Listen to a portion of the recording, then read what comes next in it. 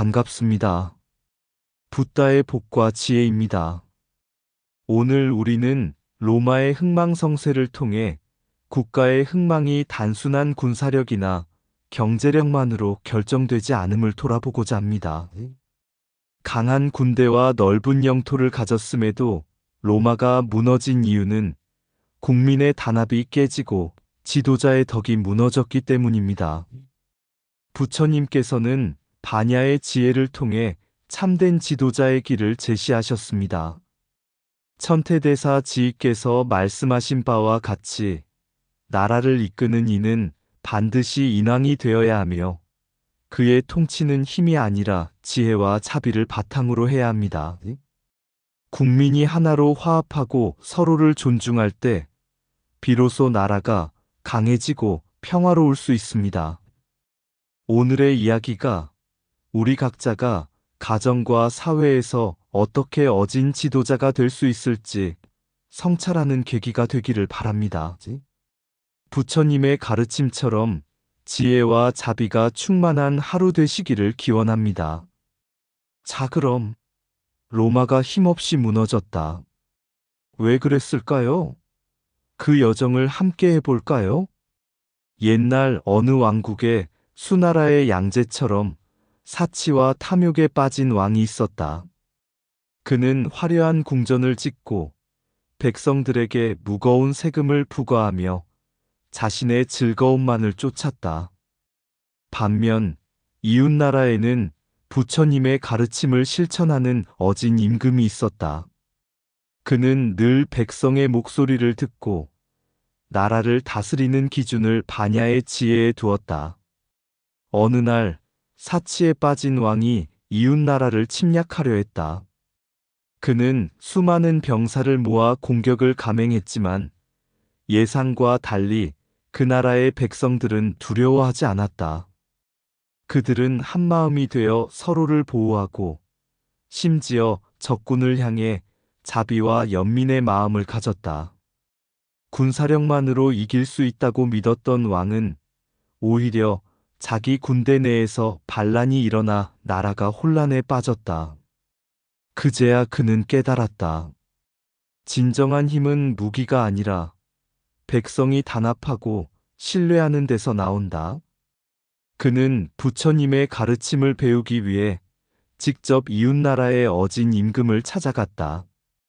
그리고 처음으로 왕이란 백성을 위해 존재해야 하며 지혜로운 통치는 국민의 마음을 얻는 것에서 시작된다는 사실을 깨닫게 되었다. 부처님께서는 말씀하셨다. 어진 임금이 다스리는 땅은 태평하고 자비로운 마음이 깃든 곳에는 번영이 따른다. 그 뒤로 그 왕은 탐욕을 버리고 백성을 위하는 정치를 펼쳤다.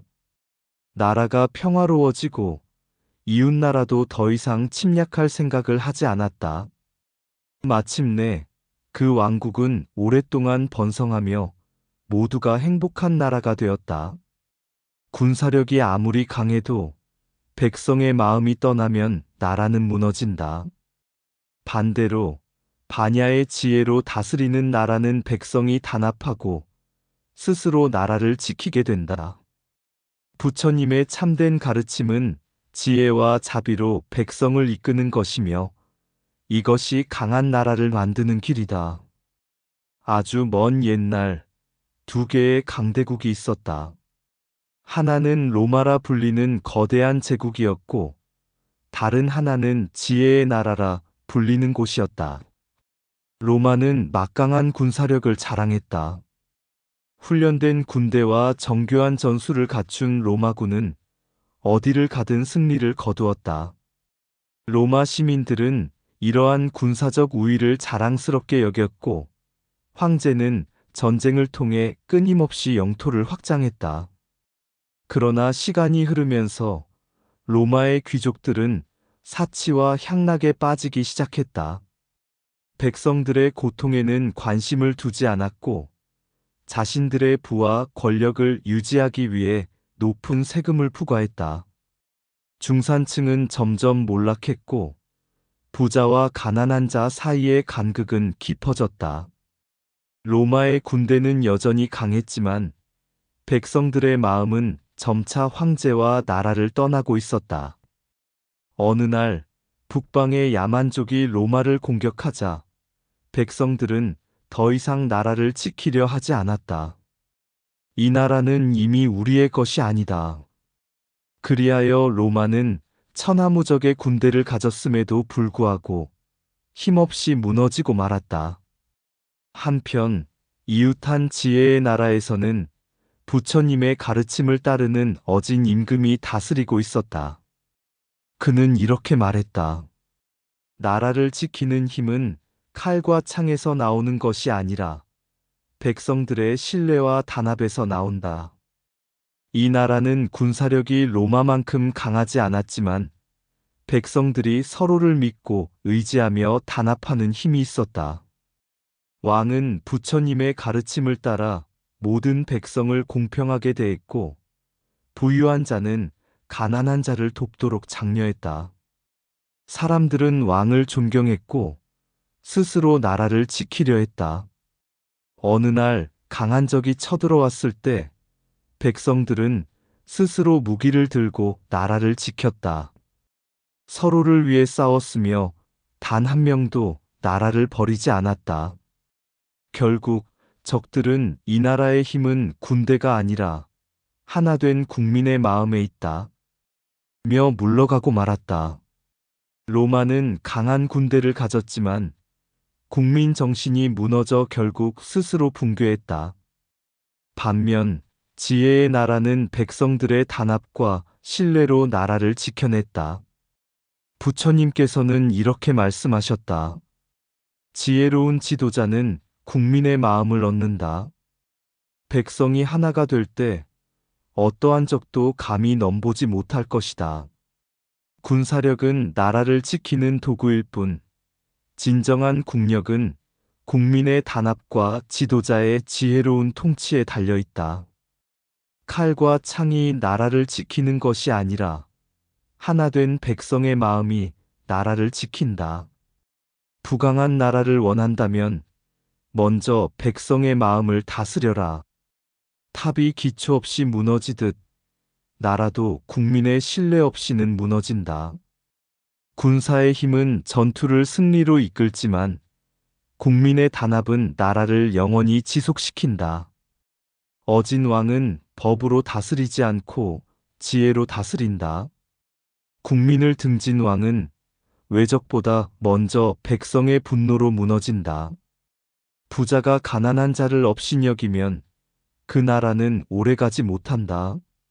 사치와 탐욕이 나라를 병들게 하고 지혜와 자비가 나라를 건강하게 한다. 군대를 키우는 것보다 국민의 신뢰를 쌓는 것이 더 강한 방패가 된다. 국민이 왕을 떠나면 왕도 왕자를 떠나게 된다. 나라를 망치는 것은 외적이 아니라 안에서 썩어가는 탐욕이다. 백성이 나라를 위해 싸우는 것이 아니라 나라가 백성을 위해 존재해야 한다. 부유한 자는 자비로 가난한 자를 돕고 지혜로운 자는 무지한 자를 이끌어야 나라가 흥한다. 폭력으로 다스리는 나라는 칼날 위에 서 있는 것과 같다. 강한 성벽보다 강한 국민의 신뢰가 나라를 보호한다. 옛날 한 나라에 다르마라자라는 왕이 있었다. 그는 부처님의 가르침을 깊이 새기며 나라를 다스리는 것은 군사력이 아니라 백성의 마음을 하나로 모으는 것임을 알고 있었다. 어느 날 왕은 한 노승을 찾아가 물었다.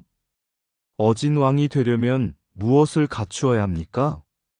노승은 조용히 웃으며 대답했다. 반야, 곧 지혜의 눈으로 세상을 바라보십시오. 참된 왕은 무력을 앞세우지 않고 지혜로 다스립니다. 왕이 인왕이 되려면 세 가지를 명심해야 합니다. 첫째, 욕망이 아니라 자비를 앞세우라.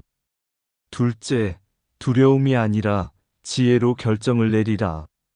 셋째, 백성의 신뢰를 얻는 것이 곧 나라를 지키는 길이다. 왕은 깊이 깨달으며 말했다. 그렇다면 나는 어떻게 반야를 실천해야 합니까? 노승은 미소 지으며 말했다. 반야의 가르침은 오직 이 한마디로 요약됩니다. 내 것이라 할 것이 없으며 모두를 위한 것이어야 한다. 그 후 왕은 자신의 통치 방식을 바꾸었다. 사치와 향락을 멀리하고 신하들에게도 검소함을 강조했다. 법을 만들 때마다 먼저 백성들의 의견을 들었고 군대보다 교육을 중시했다. 이에 대해 신하들은 반대했다. 왕이시여, 나라를 부강하게 하려면 강한 군사력이 필요합니다. 왕은 웃으며 말했다. 나라를 진정 강하게 만드는 것은 무기가 아니라 국민의 단합이다. 그리고 그는 모든 신하와 백성들에게 반야경의 한 구절을 들려주었다. 어리석은 이는 힘을 의지하고 지혜로운 이는 마음을 의지한다. 어느 날 이웃나라에서 침략해 오려 한다는 소문이 돌았다. 왕은 두려움에 빠진 대신들을 모아 말했다. 군사보다 먼저 국민들의 마음을 하나로 모아야 한다. 백성이 단합하면 적이 감히 넘보지 못할 것이다. 그는 먼저 귀족과 서민의 갈등을 해결하고 부자들이 가난한 이들을 돕도록 장려했다. 왕과 신하들은 앞장서서 절에 가서 반야경을 읽으며 국가의 번영은 국민의 화합에서 비롯됨을 강조했다. 그 결과 이웃나라는 침략을 포기하고 스스로 조공을 바쳤다. 왜냐하면 국민이 하나 된 나라를 무너뜨릴 수 없음을 알았기 때문이었다. 이 명언들은 불교의 국가관과 부처님의 가르침을 반영하여 어진 왕의 역할과 반야 사상왕은 말했다. 국민이 분열된 나라는 칼 없이도 무너지고 국민이 하나 된 나라는 무기 없이도 강하다. 이후 그의 나라는 오랫동안 평화와 번영을 누렸다. 그리고 사람들은 그를 반야를 실천한 인왕이라 불렀다. 어진 왕인왕은 반야지혜로 나라를 다스린다. 국가의 힘은 군사력이 아니라 국민의 단합에서 나온다. 진정한 통치자는 백성을 이끌되 그 마음을 얻어야 한다. 국민의 단합을 이루지 못하면 강한 군대도 소용이 없다. 이것이 천태대사 지희가 말한 반야의 가르침을 따르는 인왕의 길이며 불교가 전하는 가장 바람직한 국가관이다. 어진 왕은 무력으로 다스리지 않고 지혜로 이끈다. 국가의 흥망은 칼이 아니라 국민의 마음에 달려있다. 어리석은 왕은 백성을 억누르고 지혜로운 왕은 백성을 하나로 모은다. 국민이 분열된 나라는 스스로 무너지고 국민이 단합한 나라는 저절로 강해진다. 탑을 높이 쌓으려면 기초를 튼튼히 해야 하듯 나라는 백성의 신뢰 위에 세워져야 한다. 반야를 깨달은 왕은 탐욕을 버리고 모든 것을 백성과 함께 나눈다. 무기를 가진 군대보다 믿음을 가진 국민이 나라를 지킨다. 부자의 재물은 가난한 자를 돕는 데 쓰일 때 나라가 평안하다. 어진 왕은 칼이 아니라 바른 법으로 나라를 다스린다. 국민의 화합 없이 강한 나라는 없고 탐욕과 분열 속에 살아남은 제국은 없다. 자비 없는 강함은 폭력이고 지혜 없는 법은 독이다. 나라의 번영은 왕의 힘이 아니라 백성의 믿음에서 온다. 지혜로운 왕은 이기려 하지 않고 이끌려 하지 않고 함께 걸으려 한다. 어진 정치란 바람처럼 움직이는 것이 아니라 뿌리처럼 단단해야 한다. 무력으로 얻은 땅은 결국 빼앗기지만 자비로 얻은 백성은 영원히 남는다. 옛날 한 왕이 부처님을 찾아와 물었습니다. 세상을 다스리는 올바른 길이 무엇입니까? 어떻게 하면 나의 나라가 오래도록 번영할 수 있습니까? 부처님께서 미소 지으며 말씀하셨습니다. 임금이 나라를 다스릴 때는 마치 어머니가 어린아이를 보살피듯 해야 합니다. 힘으로 억누르는 것이 아니라 사랑과 자비로 이끌어야 합니다. 왕은 의아한 표정을 지으며 다시 물었습니다. 그러나 적이 우리를 침략하면 어떻게 해야 합니까? 힘이 없으면 나라를 지킬 수 없지 않습니까? 부처님께서 연꽃을 가리키며 말씀하셨습니다. 강한 나라는 칼날 위에 세워지는 것이 아니라 국민의 마음 위에 세워집니다. 전쟁에서 이길 수 있는 것은 무력뿐만이 아닙니다. 나라의 기둥은 국민의 신뢰와 단합입니다. 백성이 하나로 뭉쳐 있으면 어떤 적도 감히 넘볼 수 없습니다. 왕은 고개를 끄덕이며 물었습니다. 그렇다면 어떻게 하면 백성의 신뢰를 얻을 수 있습니까? 부처님께서는 빙그레 웃으며 대답하셨습니다. 먼저 왕이 탐욕을 버리고 공정해야 합니다. 지도자가 자신의 욕심을 위해 백성을 착취하면 국민은 결코 왕을 따르지 않을 것입니다. 둘째, 왕은 지혜로운 가르침을 받아들여야 합니다. 법이 공정하고 정의로우면 백성은 스스로 단합할 것입니다. 셋째, 왕은 자비로워야 합니다. 강한 군대보다 강한 것은 국민이 지도자를 믿고 따르는 것입니다. 왕은 깊이 깨닫고 부처님께 감사의 절을 올렸습니다.